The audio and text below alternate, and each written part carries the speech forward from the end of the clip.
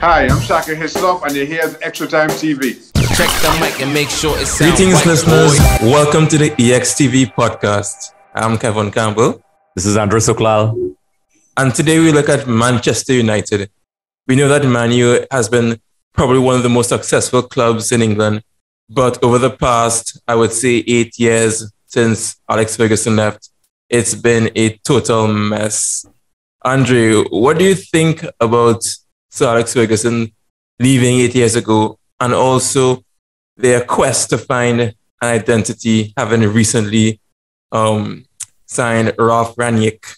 How do you think it's progressing? Do you think they can come out of this slump? So listen, you know the expression tongue-in-cheek? I mean, I literally had my tongue-in-cheek while Kevin was speaking because, listen, Manchester United...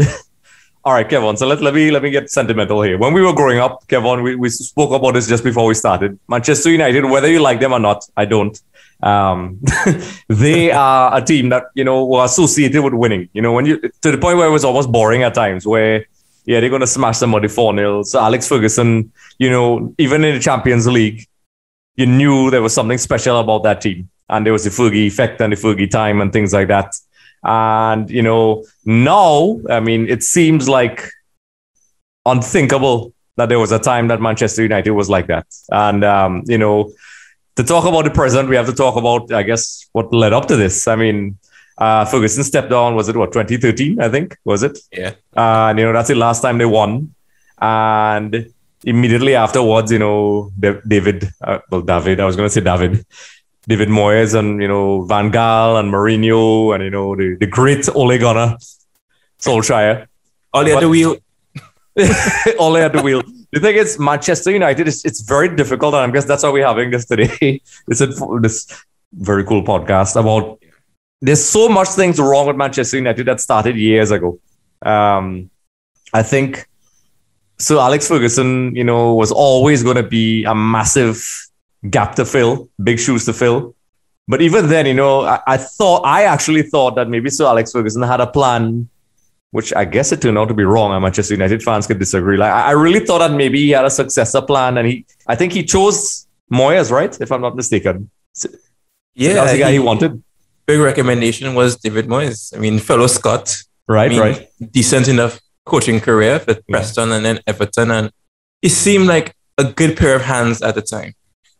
And it just, I mean, a lot of people, even like I said, I liked him. I thought he was okay. I didn't think that Manchester United would have gone down this spiral they went into, and then the Glazers. I mean, that's they are definitely people. That's something we can't not talk about. They run the club in a way that is yes, they achieve their financial objectives, but sporting wise, we all know what's going on. So I think. They have a long way to go to fix those problems, Kevon. Like, I mean, I don't even know where to start, to be honest. But I don't think they seem to really have a plan right now. Maybe I'm being harsh. I don't know. What do you think? I think that Ralph is a plan. Ralph is a new plan. I mean, come on, Ralph. Yeah. Because in my opinion, after Ferguson left, they thought Moyes would have been that guy to take them through and to be that guiding person, but then they sacked him, I think not even a year, if I'm not mistaken, and they went with Van Gaal because again they thought that Van Gaal was a great manager. In my opinion, I think Andre went, or at least when I started to watch football or get into football, Van Gaal was probably the most feared coach of my youth. Yeah. that famous Nike commercial with Van Gaal. Yeah, that's how awesome he was. It's round. Yeah. Well, it's a rounder. Yeah. In the mid-90s. But Dwight York was also in that, Manchester United fans, Trinidadians, I remember Figo, York, and Cola, I think. Yep. That's how big Dwight York was. Yeah, and David, I don't remember. Those were like the glory days of United. I don't think anyone's asking for commercials now. No. Neither Van Gaal. Maybe memes, but not commercials. No. But yeah, in my opinion, I think with respect to a plan, they have been trying really hard, but they've just not been successful. I thought Van Gaal would have been a good appointment, but maybe there was a bit too late in his career to do such an overhaul. And with the players he had and the time he had, I think that present day, when in present day, I mean the past 5 years, the quest and the need for silverware and the need to play attacking football and the need to show identity is really big. Because if you look at the successful clubs over the past 5 years, I see Liverpool and City being prominent, and even Bayern. And I think that they have a clear identity. And United didn't have a clear identity. I mean, Van Gaal, to me, didn't get the time to really implement his methods. Then Moo came along and he was pretty much the anti-Manchester United strategy. You know, the attack. Mourinho just wasn't about that sort of lifestyle. So I think that coming to Oli, he was given a job too soon. And then with Ralph on board, that overhaul is what is the plan now. And I see where maybe Ralph would, until the end of the season, steady the ship, try his coaching, try to see which players can adopt his systems and his style, and maybe attract a coach at the end of the season who can just carry on in his style. Because we see successful football nowadays is based on style, and it's based on a specific type of press. And I think that's the plan for United, to have a system that they can press. But I think some of these players that they have now, some of them just can't press like that, especially defense. Some of the attackers, I wouldn't name who right now, but to press like that requires a lot of youth. It requires a lot of mental fortitude. And I'm not sure if they have all the players to do that, but I think it's a start. So maybe within the next 2 or 3 years, United could be that gegenpressing monster that swoops up Premier Leagues and reaches finals of European competitions. But I don't see anything changing in terms of silverware until they really get that system embedded. So, Andre, do you think that United are finally ready to break out of that slump and rejoin the elite of English football? Yes, I actually think so. But I think they have all the ingredients, especially at the beginning of it. Now, if you asked me this last year, I would have said no. Or maybe if you asked me 3 years ago, I would have said absolutely no. The one thing, a lot of people criticize Solskjaer. He's an easy target, not a very experienced coach, but and he's easy to pick on because he does make a mess a lot of the times with big games. And then he always gets those results that bail him out for years. But he had a plan, a lot of people didn't want to see it because it was emotional. And he put together a squad. He got rid of a lot of what I considered dead weight at Manchester United, and he went to my team, Inter Milan, some of these guys, Lukaku. Damian. Yeah, Damian. Young. Sanchez. And the thing is, they're doing well. Young is gone now. And I think he knew what the problem was, because I remember in one of our old episodes, Kevon, we were talking about Manchester United. And I always said, much to the dismay of Manchester United fans, and Mourinho said it as well, so Mourinho agrees with me, that squad they had up until that point was really not good enough. Like Smalling and those guys, I never saw them as really, from going from Yapstam and those guys, even Laurent Blanc and those guys to him from, Heinze and those guys who were there. Evra was getting old. It just wasn't the same team. But now he slowly put together a team, and I think I guess he was hampered by his own success by putting together a team. And what I mean by that, because it sounds confusing, is that he finally kind of shaped Manchester United into a really good team now. It's still not perfect, but you have the Sanchos, the Cristiano Ronaldos. A guy like, I'm still shocked that Real Madrid sold him, Varane. De Gea looks like he's finally living up to the hype that he always was supposed to be. I felt really sorry for him. He's back. Was he ever here? That's a question. But I think they have the ingredients, Kevon, to answer your question. I think they just need some patience, a coach that can, the board can trust. And I guess they trusted Solskjaer, but I think Solskjaer did the best he could. I think he reached his plateau. And this is where the players, the coaches, the people up in the boardrooms have to now sit down and say, okay, when we do choose a coach, we need to really stick with him. And I think, if that coach manages to get it right, they can do well. So yes, but right now, they just need to get focused, and they're not. Because I look at games, the work ethic to me sometimes really isn't there sometimes. But yes, to answer your question, yes, I think they have the ingredients. Will it happen soon? That is a good question.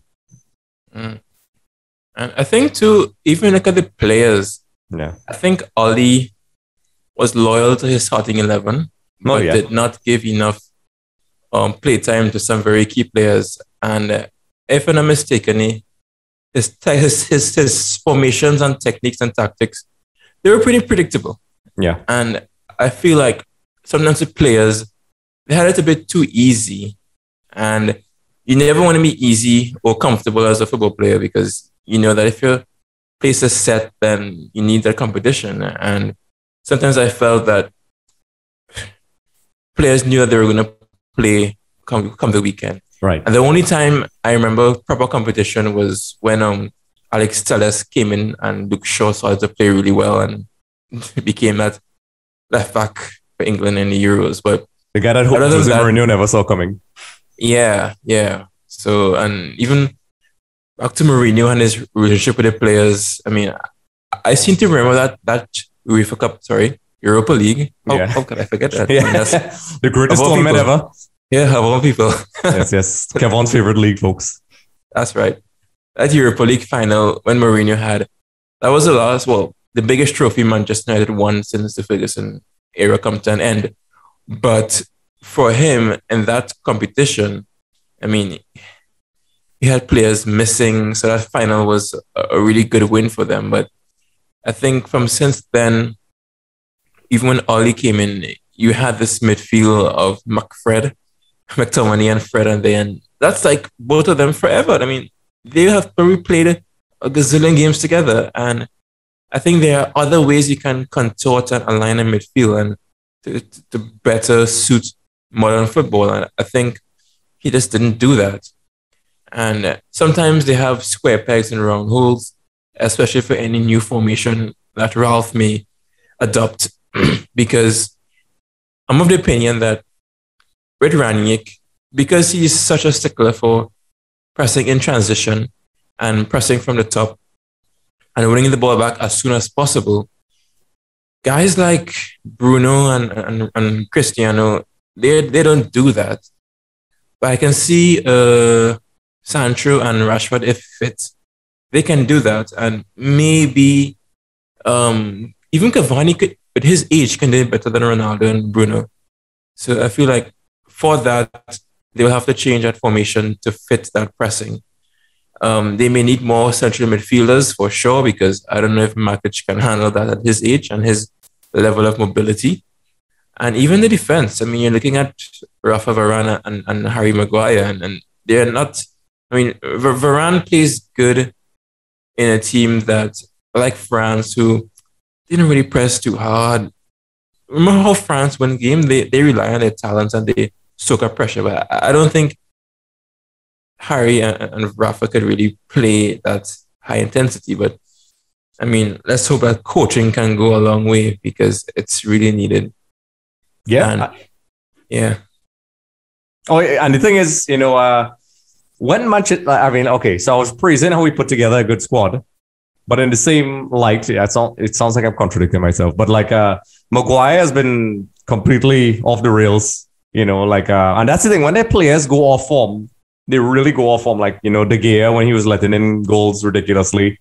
And my concern, I guess, with Manchester United is, okay, so you get a new coach, but it seems as if the change in room is not all there from what I'm seeing. I heard a bird told me, I guess, but it's not like to get the attitude there. And then also with the pressing, you really need a unanimous unit. And as you said, Ronaldo is not known for his pressing. And nothing is worse than if you have a team that's trying to press and they don't collectively press. It's a complete disaster. There's gaps. You create imbalances, and teams capitalize. And as you said, they became very predictable. And he tried out the Southgate. I guess he tried to copy and paste the England. He tried three at the back. He tried to play, all sorts of things. And I could understand his reasoning for it. Maybe he identified the deficiencies, but it seems like it just, the players weren't working. I actually thought it would have worked. I actually thought it was okay. That's clever, but it didn't. Especially with Ronaldo there, the tip of the sword, he just get the ball to him on a counter-attack and, maybe they'll do things. But Ronaldo, okay, because you're a fan. Well, we're all fans of Ronaldo. He's a top player, folks. I know that's confusing for people. You could actually like both players, but anyway, do you think Ronaldo coming to Manchester United was that just fast forwarded Solskjaer's sacking? I know we're going back a little bit, but do you think that put the pressure on him? Listen, you have this guy and you're not performing. Goodbye. No, I don't think so. I think Ronaldo's coming to United did lift the place. I remember that game against Newcastle. It was absolutely electric. Mm-hmm. I mean, when he scored that first goal, I was like, wow, things are coming back. Viva Ronaldo, as the chant says. Yes. But I don't think him coming really accelerated Ollie's sacking, because to me, one, he saved United a lot, especially in the Champions League. Yep. And two, I think that even if he was not playing, I don't think Ollie could have gotten the best out of the squad to really make a difference. Maybe it was someone else. But the fact that Rashford was injured for most of the season, Sancho was still acclimatizing to life in England. Well, football in England, I should say, at the top level. Yes. And I know Cavani wasn't playing for a while because he was also injured. So looking at that front line, I mean, and sorry guys, but I'm not going to count Martial too much. So out of that front line, I don't think Ollie could have gotten a pulse from out of any one of them to say, score the goals that Ronaldo scored, to say, if Ronaldo wasn't here, X player would have chipped in. I don't think that would have happened. So I don't see that being the catalyst for Ollie sacking. I think that United had a very difficult stretch, and I feel that the fact that they didn't have an identity really led to this, and the fact that there was no improvements and the players were comfortable. That's, to me, what led to Ollie's firing. Because I just feel that with United, 3 years with Ollie, that was enough. Yep. Even though, if I remember rightly, they did award him a new contract, and so it's going to be a hefty severance package. Yep. I think that long gone are the days of where you have a manager who can just be nice and just don't have the grit and the grind and the fortitude of someone like a Klopp or Tuchel. Because remember, Klopp and Tuchel, these guys, they really grinded it out hard in a team like Mainz. Ollie didn't really do that.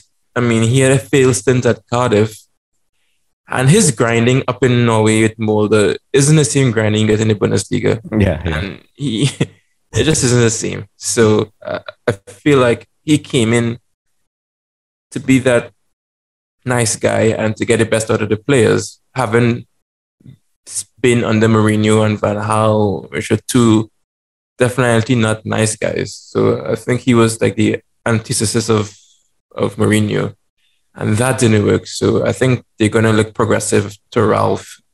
I mean, I feel like Germans or Bundesliga coaches are taking over the Premiership, because you have Ralph now, you have Tuchel, you have Klopp, you have the other Ralph, Hasenhüttl at Southampton. So I feel like it's a wave, it's a style that probably has its roots way back to, I think, when Germany failed miserably at Euro 2000 and they did the Das reboot.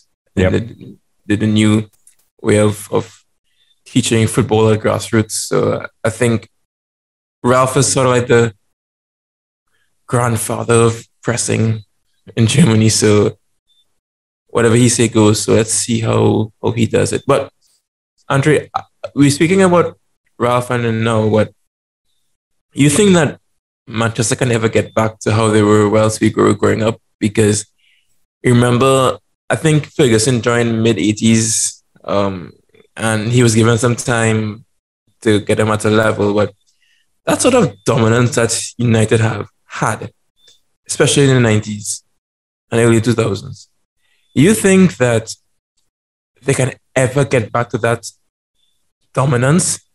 Because I'm seeing where, you know how you have a dominant team like Bayern, PSG, or Juve in the last decade, but what is that success for United? You think we've lived through United's best ever era in the 90s and they're never going to get that amount of passion and dominance again? Because, I mean, I remember coming home from school in the 90s and, you know, you put on the TV and Old Trafford is buzzing and you have, I mean, 4-4-2, Cantona up front, Beckham on the right-hand side. Yep.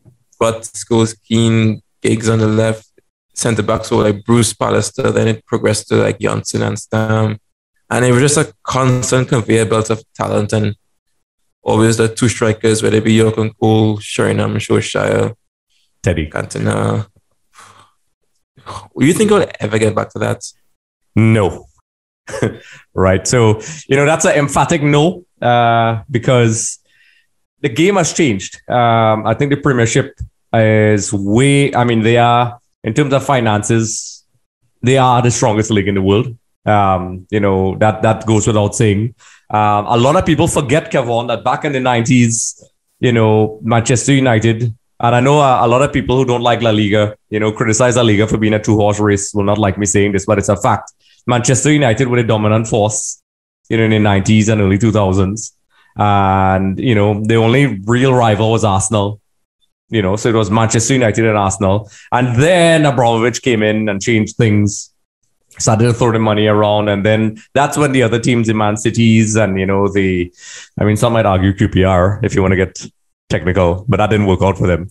Brother Ferdinand and those guys. But, you know, it's changed now. And I think to have that kind of dominance it's very, very difficult, especially in the Premier League. I think, you know, and now we have Newcastle in the mix.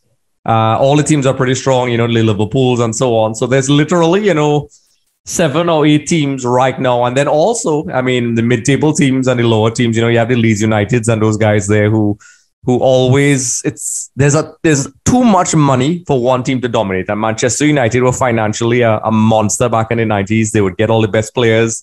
You know, Ferguson would go around and pick the best informed striker. You know, that's what he was known for. And to win 2 consecutive leagues, Kevon, is very difficult now. To get that kind of dominance, I think would be all pretty much impossible. I think they may have little spurts where they may get like 2 seasons, two leagues in a row. I think if asking for 3 is a lot, it's not impossible.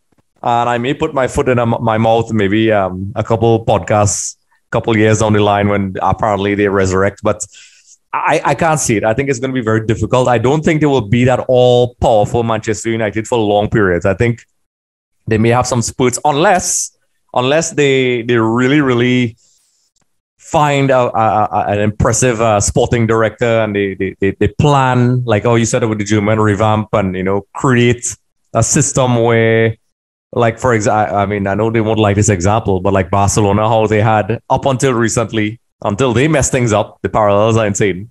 A pretty strong, you know, couple 10, maybe 15 years.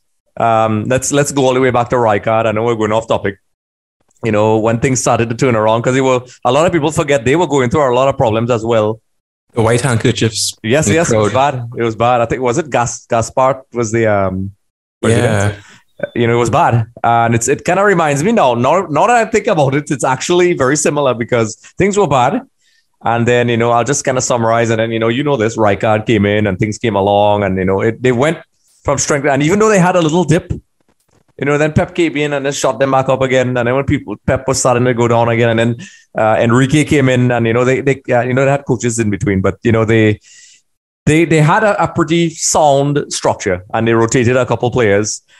That's the only way I think Manchester United could probably do it. And even then, the Premiership is very tough. And I think Manchester City and maybe looks more like the more likely team to have the dominance. But it still won't be the dominance like Manchester United. But I can't see it, Kevon. It's going to be a long time. And I feel that when Pep goes from City, that's going to be a nightmare. Yep. Because they're going to just end up just like Manchester United, I think. I mean, even though for obvious reasons, because I like Juventus, and they were like the arch rivals of United in the 90s. Yes. So, I mean, they had many titanic battles. United fought Juventus, but then at the end, United got the better of Juventus in that dreaded semi-final when Keane scored that header. Yes. But it sort of puts things into context, and you may think, wow, what a good job Sir Alex Ferguson did, because I don't think that may ever be repeated. No. Meaning that longevity. Because if you look at how football is going now with that high pressing and intensity, coaches burn out and players burn out because of specific coaches. And I feel like for Pep, a lot of his players end up just can't adapting or not being able to use or to be in his systems for a very long time because it requires so much intensity and so much up and at it. Even the coaches themselves, I mean, Klopp, I think is going to leave in a couple of years and Pep may follow suit. And I don't think they're going to do the 10, 15 years of managers gone past. And I think that puts things into context with Alex Ferguson and the longevity he had. And when these guys go, who's going to replace them? Is it going to be someone with a similar style? Do they do the Barca thing or what Juventus tried by bringing in a fan favorite who was a good player, who has aspirations of being a good coach, like your Xavi or your Pirlo? Because that requires a lot of, I mean, everyone's looking for their own in-house Pep, but that's specific to La Masia. Yeah. And what the studies he did in Mexico and Italy and his philosophy, and because he was close to Cruyff. But thinking of other clubs even who went with that kind of fresh off the old roster guy like a Zizou, it was more of a open arms approach. And I don't think like a United, they can do that. I'm looking at some of the ex-players and your Gary Nevilles, your Roy Keanes, they have opinions, but they're actually very far away from the runnings of the club. And Andre, I used to somewhat from afar, not really reveal this, but I used to admire how United ex-players they stayed with the club and they were influential, like Scholes, Keane, Giggs. They never had to leave. Sorry, apart from Keane, but Scholes and Giggs, they were able to stay at United for very long and just new contracts every time, and there was really no pressure. And they stayed around giving advice to new players coming in, showing them the United way. But then that never really transitioned into the back room properly, because we're looking at who's in the back room of United now. We have Darren Fletcher, who's the technical director. I mean, I have nothing against Darren, but I mean, come on. Yeah, I know. Yeah. He's not Roy Keane. No. And Carrick, who also a midfielder, but he and Fletcher, if you were to think of two players who would be passing on that mantle of Sir Alex Ferguson, I wouldn't really think of Fletcher and Carrick as the two guys with the most personality to really take on Fergie. I would think Keane. I would think like Neville. I would even think maybe like a Pallister or a Schmeichel. Though they have that personality, that United personality. But they are very far away from the club. And I know that a guy like Roy Keane, and to a lesser extent Gary Neville, they speak about United as, well, it's very far from them right now. I mean, I know Rio Ferdinand often, properly backs United, but in some recent interviews, Keane really let rip and said a lot of truths. Yeah. And it came to like jobs for the boys, but which boys? The boys that were nice boys, not the ones who really could make a difference. They probably signed people pleasers. I think Ollie is a big part of that. Actually. Yep. He's definitely one. Yeah. He's like the shining student, pupil. Yeah. Gives his teacher an apple, Yeah. That those sort of things. Mess. And I think it can come from the Glazers. The Glazers probably won that. But I think that with Ralph Rangnick coming on board, it's interesting to see how much power he has. And I think, Andrew, I think that this can be very fictitious. I don't see Ralph being able to instill all his methods and change a lot in terms of the back room. Because remember, AC Milan was sniffing around Ralph's signature for a while, and they opted not to, because he's a guy that built teams like Hoffenheim and Red Bull Leipzig from scratch, really. So I don't think he can have the power at United at all.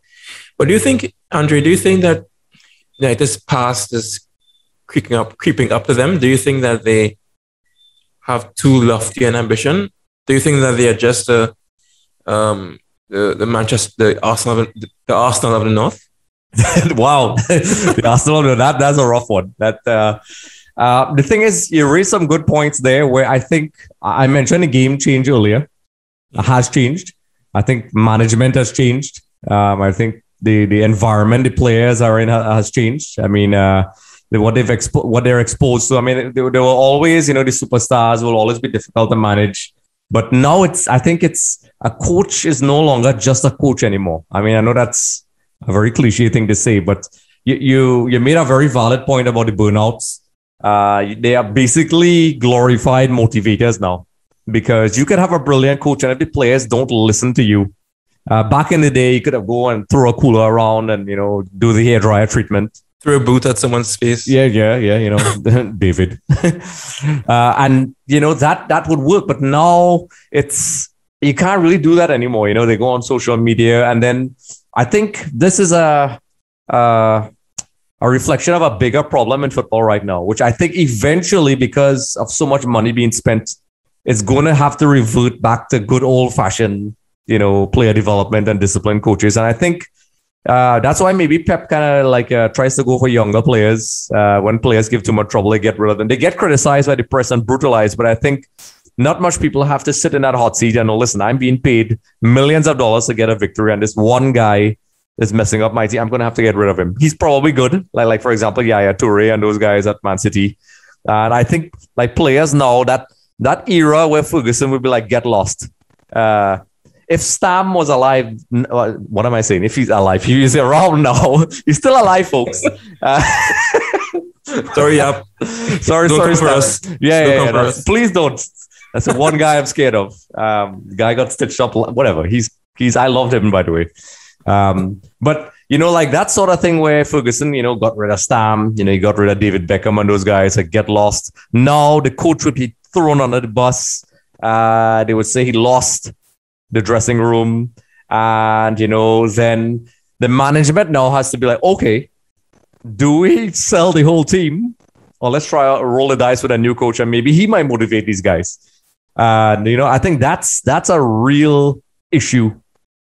Tuchel at PSG left PSG had all the ingredients they needed, and he basically came out recently and said that he was more than just a coach. He was like a babysitter. He had to communicate with the families of players. And, it's no longer just, going on the field coaching and, doing the coach thing. I think it's very different. And so when Ferguson left, I thought maybe that was an opportunity missed to continue that culture you were talking about,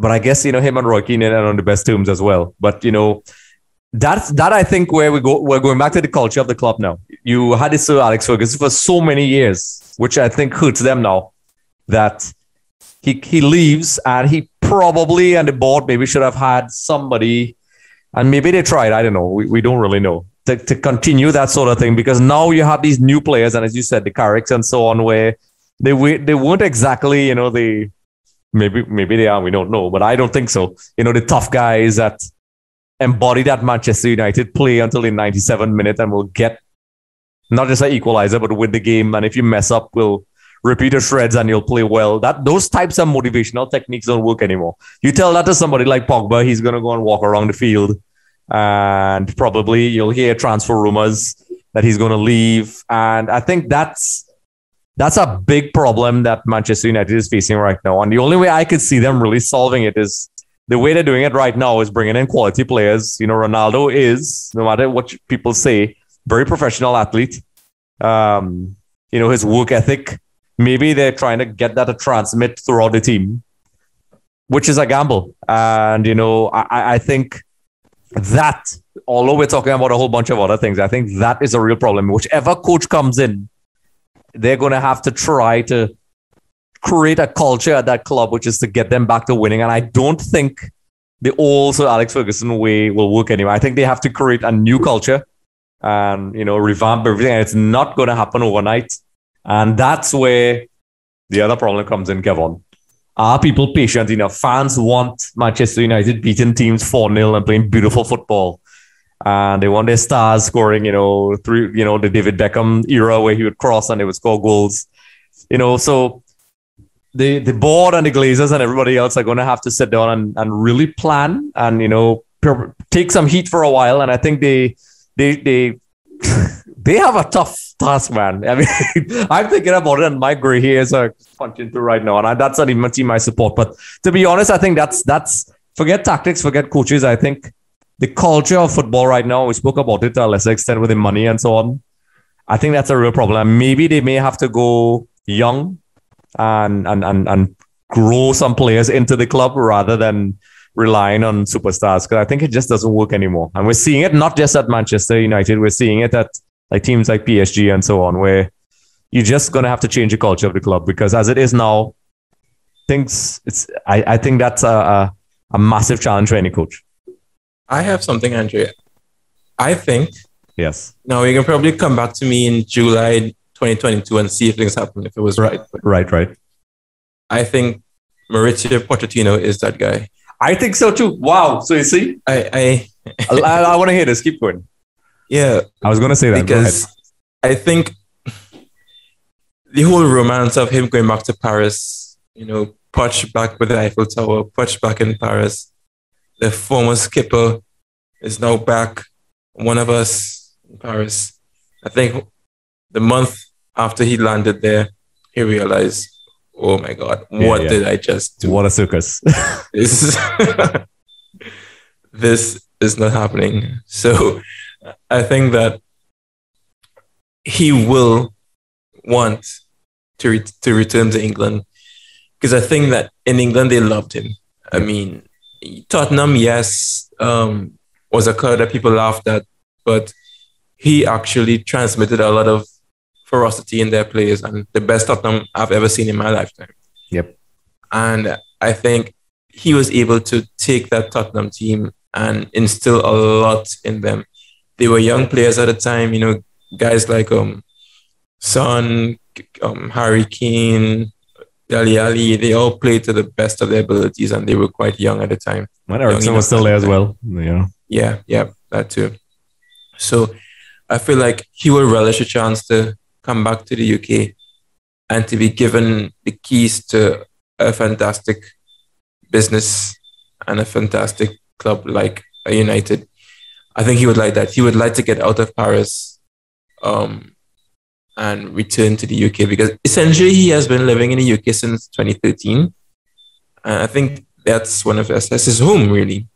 And it's no longer Paris. And I don't think in Paris there's a long-term vision there. And I think he feels as though he can do much and can transmit much, but I don't think they can get him mid-season.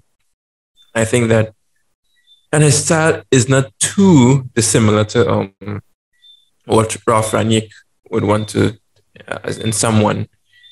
I think personality-wise, he can be a personality that can also be that nice guy to the board, but also be that person to really put it on the players and get them to respond. So, and he has a good record of coaching players. He's a good coach. You know, he knows his stuff. Yeah, and he's not afraid to implement the stuff. But he's also not one who would upset too many people, and that's a very odd characteristic to have in one person, because usually it's one or the other. And I feel that if he comes in, he'll be good with the ball, but also get the best of the players. And I think the signings that he makes, he'd have more input in some of the signings, because I think at Paris Saint-Germain, he doesn't really have much input. It's whatever the machine produces. Whether that be a second world-class goalkeeper or a Lionel Messi or an aging Sergio Ramos with one leg, one knee. But I don't think he has much say in there. But I think for United, he will have more say and they would love him. So I think that's the plan. I think if they can get him in after Ralph Rangnick comes in, because I don't think Ralph Rangnick can coach a club very long, because he's getting up there in age and he prefers a backroom role. So I think he can, lay that foundation on for a guy like Pochettino, who I think he wouldn't want to leave PSG mid-season now. So he wants to milk that M&M as much as possible, and then maybe squeeze a trophy or get a league title on his name, because he hasn't really won that much, honestly. Yeah.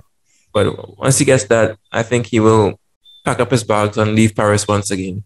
So that's my opinion. So what do you think? You think he can be that person to take United onto the next level? Or do you think he will just end up like another Oli? I think he is definitely the guy to take them to the next level. I totally agree. When you said that, I was like, yes. Because there are very few coaches that have those characteristics that you spoke about. Pochettino, I sang his praises before he went to England. When he was at Southampton, I was on another show and I told them, of course, they were like, what are you talking about? Because, like you and I, you would get it because we pay attention to the, La Liga and South American players and so on. And I was like, he's a student of Bielsa, like Simeone, and they all have their interpretations of that Bielsa system. Simeone is very different, Cholo. And then, Pep as well, to an extent. And I think if Manchester United really want to go in that new direction and reshape the structure of the club, he's the right guy. And I think he is, as you said, his ability to coach in this new era of football, which I was complaining about a little while ago, is very unique. And the sad part is, on the flip side, the cynics will be like, well, he hasn't won anything. But I mean, that's a very, that's what the sporting directors, that's why fans will not be sporting directors. Somebody who's analyzing and choosing like a Leonardo for PSG, maybe he's not the best example, but somebody like him, would say, okay, I think this is a guy. And I think that's why they have, this 6-month contract, I think, for this guy, because I think the plan is they're going after this guy. Pochettino has basically, in the most non-diplomatic way in a press conference, basically said, hey, listen, I'm game. That's not the exact phrase, folks. But, like, to me, if you don't want to leave, you would say, listen, I'm here to stay. But he didn't say that. And, if I was a PSG fan, fans, I'd be like, okay, that was all. But anyway, I think Pochettino is the right guy. He showed it at Southampton. Was it Southampton? Right. And he improved that team. And he improved players, kind of like what Bielsa does, that nobody really pay attention to. With Tottenham, he actually refused to make any signings, I think. At one point, I guess. And, we saw what happened. They looked like a very different team. And they played as a team. They pressed a lot. And eventually they suffered from defeat that all coaches will suffer, that you spoke about. There was a little bit of a burnout, I think. And perhaps a revamp in the squad was there. I think they should have done that instead of getting rid of him, but that's a whole other discussion. But I think he's the right guy to get Manchester United back to the kind of football they want. And just to, do some parallels, Pep. Before Pep went to Manchester City, yes, they won some leagues and they had, Mancini and Pellegrini and so on. But they didn't really have an identity. Like, they won the league, and then Pellegrini came in and tried to do his two-touch football, and it worked. But you never really knew what you were going to get with Manchester City. And then Pep comes in, and everybody knows Pep. And I think Pep has that aura coming with him that, hey, you know what you're going to get with Pep. Pep is going to come with that tiki-taka football. And he was given the finances and the trust to revamp the team in the shape he wanted, even if it meant getting rid of some solid players like Yaya Toure, Dzeko on those guys and all those guys were there. People forget that. But they thought he was, why he's selling all these great players? And he put together a team. He made his tweaks. Not all of them worked, but he was allowed to try those things and they trusted him. And remember, he didn't do well because people expected him to blow away. I just knocked my PlayStation off, but knock basically blow everybody away. And it didn't work out. And people are already going to say he was a flop. But kudos to Manchester City and his appointedness. When Manchester City got their money, before they got the Peps and the Mancinis and the Robinhos, Robinho was there, folks, and Tevez and those guys. One of the first signings they made, they pulled the Barcelona, I think, sporting directors or technical directors across first. I can't remember his name. Chicky Bergestein. Right. I could never pronounce it correctly. So unless, thank God Kevon is here. That to me was a brilliant signing. I think that was what set them apart because he was one of the men responsible for the revamp of Barcelona when Rijkaard was there. He kind of started to do things and he did the same thing there. And you need a guy like that. And I think that's what Manchester United does not have. They don't have that guy behind that really pulls the strings and said, listen, this is what we need. And, to put the Glazers in their place and say, listen, we need this guy. We need to trust him. And before you even get on the field and start playing, you need to get those things in order. And I think until they get that, I think that's where they have to start. I think they have to, not just with the coach, I think they have to really get a world-class, sporting director behind the scene. And, from at that point, put together a squad. And then from there it will work. But that is a factor that's often overlooked. And I think if Pochettino is going to come, I think he's a smart guy. I think he's going to make certain demands. And I think Manchester United will it could end up being another Jose Mourinho situation because I still think Mourinho, well, no, actually that's not true. He kind of lost it a little bit. But I think when Mourinho came in, I think Mourinho was probably still a good choice. And I think if the club was in order, he would still be there. But it wasn't. Conflict. And when you have conflict, it doesn't pay off. And they left. And I think Pochettino will probably bring that sort of unity that you'll need.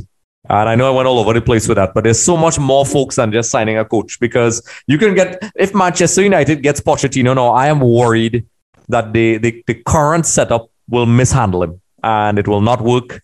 And then people will be like, oh, Pochettino is crap. Kind of like what they're saying right now in PSG and Manchester United. So if I was Manchester United, I would be looking at PSG and saying, okay, these guys have the best players in the world. Let's not do what they're doing right now. They have all the money. They have all the best players. Let's look at the teams where it's working. Let's look at the Liverpools. Let's look at the Manchester United cities. Let's look at old Barcelona, not current Barcelona. Bayern. And let's Bayern Munich, not even in Europe. There's even teams in South America, that have, really good systems with a lot less budgets. But I mean, for the Euro fans, I think that's what they need to do, Kevon. And I think we highlighted about 1 million problems with Manchester United, but I think that's where the change starts. Yeah. And I think if that doesn't start there, well, then, they are in trouble. Yeah, I agree. Because you have to have that solid foundation and that solid house to operate in.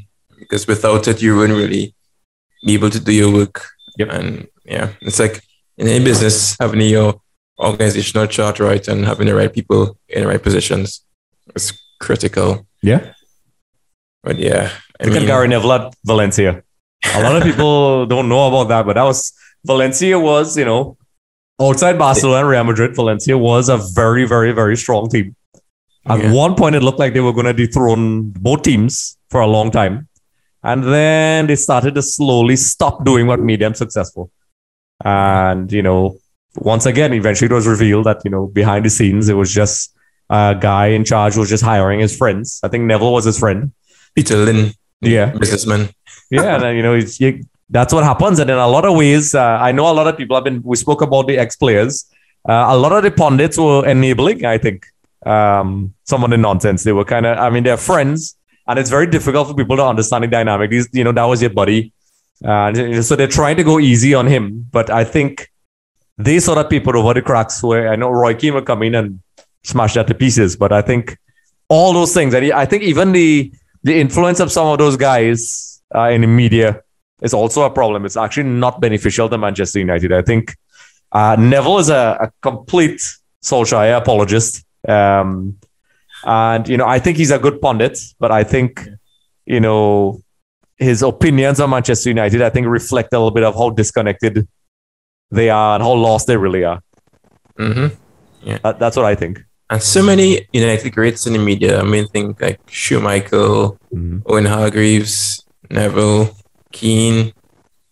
All these guys have prominent roles in a lot of British media outlets that we listen to. Yeah. And it's just, they can't put that impending doom on your club because they always talk about the glory days. They always talk about how things were back in 2008 at Moscow final. Yeah, man. And how things were in the 90s. So, living in the past, man. Living in the past. Yeah. And that's a real problem. I've said that like 9 times in this video. Because you leave current crop without look back and you kind of grow. I mean, even if you're thinking how successful teams, I mean, my mind has been on like Chicago Bulls and how bad they have been ever since that year left. And you think of other franchises like that who it's so dominant. I mean, I could see it with Juventus. I could be like this for a while. Even Barcelona, they did not too. They're in a mess. Yeah. So I feel like sometimes, yes, it goes in cycles, but you don't want to end up being in a cycle for too long. Yep. I mean, I was going to say Arsenal and AC Milan, but I feel that for this year, 2021, we sort of got some pulses from Arsenal and AC Milan to indicate that, wow, this could be looking up now. The foundations are there. Yeah, we saw how dire Milan was, and we saw how dire Arsenal was. So maybe that's a bit of a sign. But I think other clubs, if you look at Napoli, remember how bad Napoli was in the 90s? And it was sad. It was sad. Horrible. Until De Laurentiis came in and bought them. They were awful in terms of behind the scenes, and they were playing in the lower divisions of Italy. And it was crazy bad. But looking around and you see clubs like Nottingham Forest or Villa not being as good as they were. So I think the biggest fear for United is that they end up like that. I think that's unequivocally the biggest fear. Because, with United in the 90s, I mean, we're from the Caribbean. A lot of Caribbean fans were all United fans because of your Dwight York. Mm-hmm. Even in the US, they signed guys like Pepito Rossi, Jonathan Spector, all these American, quote-unquote American guys. What about a great goalkeeper? Oh, yes. Timmy. Yes. So I think throughout all that, they built a very significant fan base all over the world. You had Park and the Chinese guy, Deng Fanzu from China, who they signed, and they were big marketing allies. And to me, United their existence in the past 7 years has been on that. They've milked those fans, and they have these fans who are diehard fans, yes, but most of them came on board because of those reasons and because of the successes. And it's understandable. I mean, if you're a 6-7-year-old and you grew up seeing a great team doing well, you like them and you buy their jerseys, you like their players and you support them and you become that for life. But I feel that once Ronaldo goes, which could be, I would say, next 2-3 years, who's going to attract the next 7-year-old boy to be the next United fan? I mean, you need that new vivaciousness coming in to really attract more fans and more people and put bums in seats, because sometimes clubs can fade badly. So I think that's the biggest fear of United. And it's a justified fear because it's been a while. It's been a while. And, like every time you think that they're going to go on an upward swing, they remind you. They remind you. And then just look at the Champions League for the last couple of seasons. They were honestly awful all the time. And then they would get the most random results. And then they would peep over the cracks. A famous example is that PSG game where, honestly, they had no business winning. And, and then everybody forgot. And that's when I think Solskjaer should have been gone. But I think the nostalgia is hurting them. And this problem at Manchester United, like you said, it's not just a cycle thing. We're seeing it with one or two other. Barcelona, for example, which we'll have to talk about it or not. That's a whole other show by itself. The fall of Barcelona. It's you see how quickly it could change. But just a couple of years of mismanagement and you ruin a club to the point where you lost your best player. And, a lot of the lukewarm fans, are kind of like, oh, okay, this is not the Barcelona I know that wins and destroys everybody. And it's the same for Manchester United, They know the people that grew up knew them as this all-conquering team.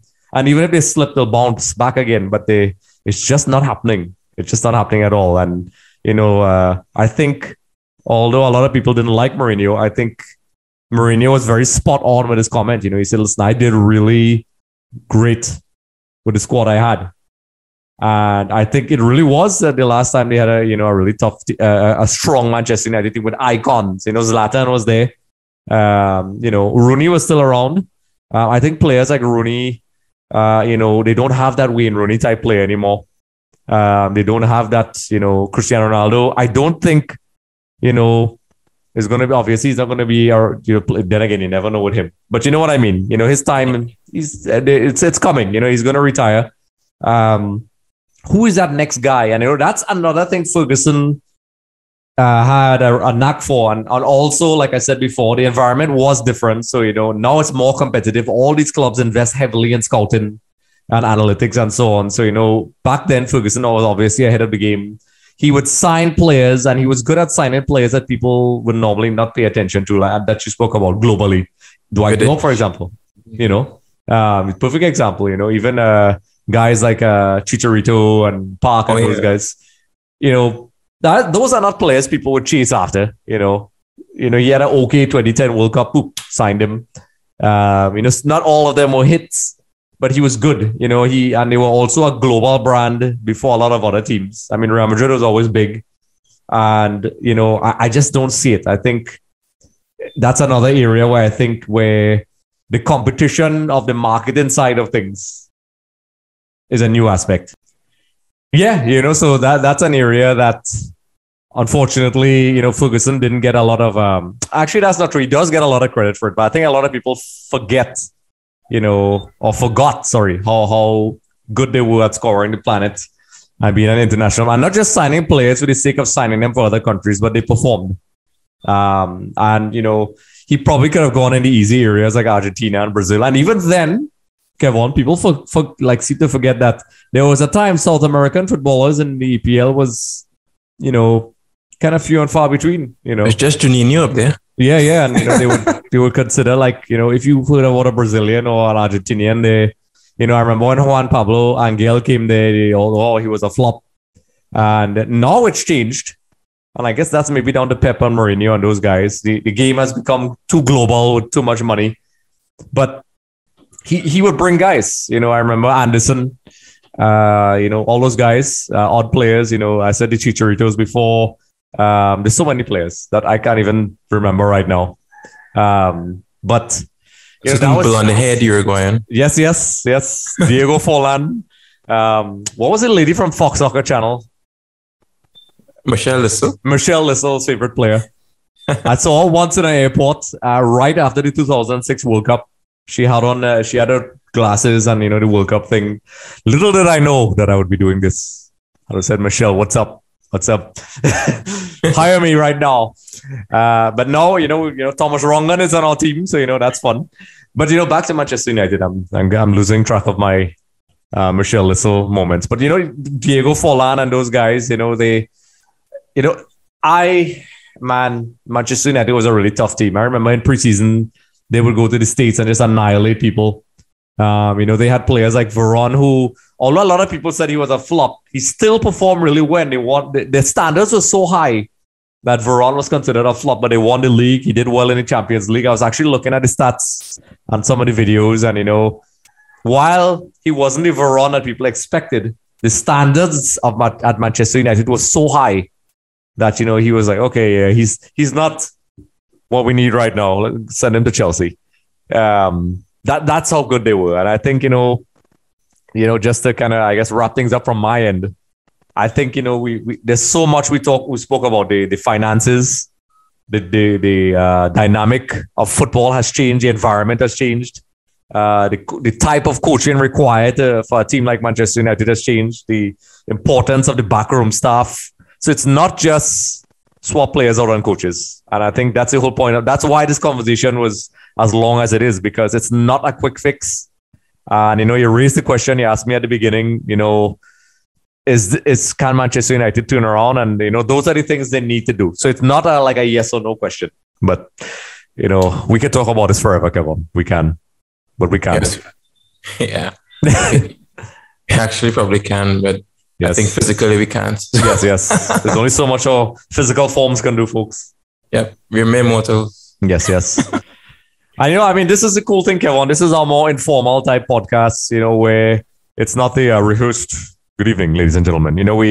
It's straight up, unrehearsed, uncut conversations. You all could join in the comment section and let us know, what you're thinking. Kevon and I, because there's certain topics, Kevon, that we just can't do in 5 minutes. It's just, you can't talk about Manchester United in a 5-minute time. It just doesn't work. I know you algorithm people are losing your minds by me saying that, but you can't. Some topics are meant to be discussed, like this one and many others. And hopefully this is the first of many, folks. The first of many. Isn't that right, Kevon? Yep. It's the first of many. It's going to be one, but there's going to be lots. Because in the world of football and in our football, in terms of what we know and what we like, there are a lot we can discuss. From English football to South American football to different parts of Europe, different eras, different types of players, different systems, different styles, different tournaments. Yep. I think, Andre, between you and I, we can handle anything. Yes. We're the handlers, I guess. But that's the thing. And there's so much to talk about, and then even now, the Ballon d'Or issue, people can't stop talking about that. We'll talk about that next time. That's just a wide range of things that you just can't cover in one little old show. And that's why we do this. So, folks, Kevon and I are ready to speak about anything, any day, anytime.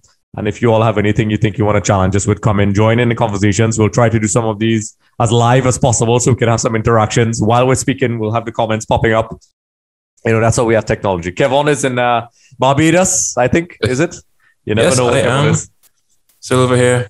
Yes, Barbados has some big news before we go. I heard.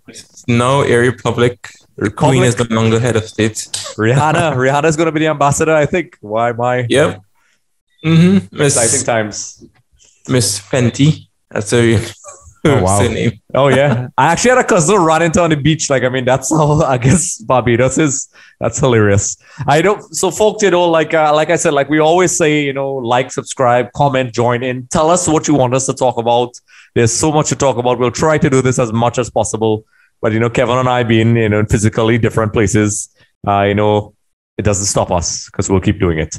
So, folks, once again, thank you for joining us. Kevon, this is our first, and hopefully we'll be doing a lot more. So, folks, thank you for joining us. Kevon, this is always great. And, folks, in case you're wondering what I'm wearing, because people asked me earlier today, it's my Newell's Old Boys in support of a certain guy who won the Ballon d'Or. I still think the Ballon d'Or is stupid. That's another conversation for another time. So, all right, folks, it's been great. Just a reminder, everyone, for more episodes with Shaka Hislop, be sure to head over to our YouTube channel. Also, don't forget to subscribe for more updates, interviews, and content.